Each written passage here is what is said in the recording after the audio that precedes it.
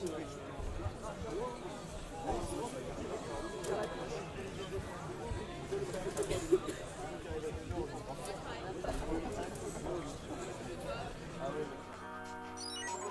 parc des expositions de Saint-Brieuc a accueilli le temps d'une journée l'IT2 Bretagne. Cette association regroupe à ce jour les sections d'alternance de 8 écoles d'ingénieurs de notre région. Étaient présents tout au long de ce colloque apprentis et entrepreneurs bretons, tous deux regroupés autour d'un thème commun intitulé « La passion d'entreprendre ». Ce premier rassemblement veut sensibiliser les actuels apprentis à devenir de futurs entrepreneurs. Transmission et innovation ont été les maîtres mots de cet événement. L'objectif de ce jour, il est double.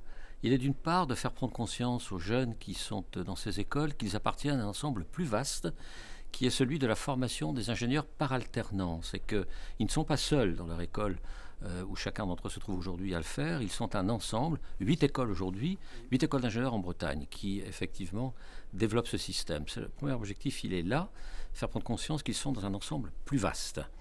Le deuxième objectif, il est tout de même d'inciter certains d'entre eux à se poser la question de l'opportunité, quand ils auront ce diplôme d'ingénieur, un jour ou l'autre, peut-être pas tout de suite, peut-être tout de suite, peut-être plus tard, un jour ou l'autre en tout cas, de pouvoir soit reprendre une entreprise dont le patron se libère par départ en retraite par exemple, voire d'en créer une.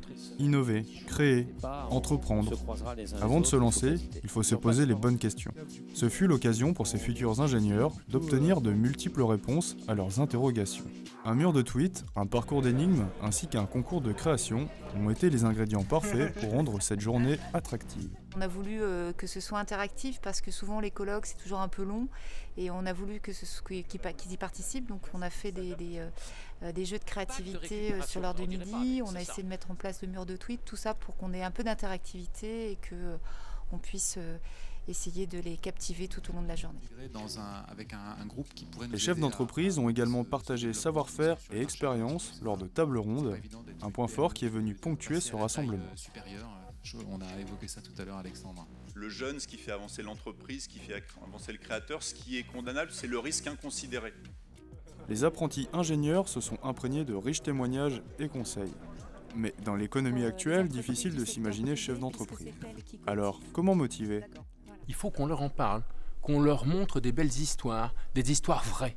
Et des histoires vraies, si possible, vécues par des personnes qui ont été apprentis ingénieurs dans leurs mêmes écoles ou pour les plus anciens, parce que c'est intéressant aussi d'avoir des témoignages de gens un petit peu plus expérimentés, mais des gens qui ont fait leur école d'ingénieurs à l'époque où l'IT2I n'existait pas encore.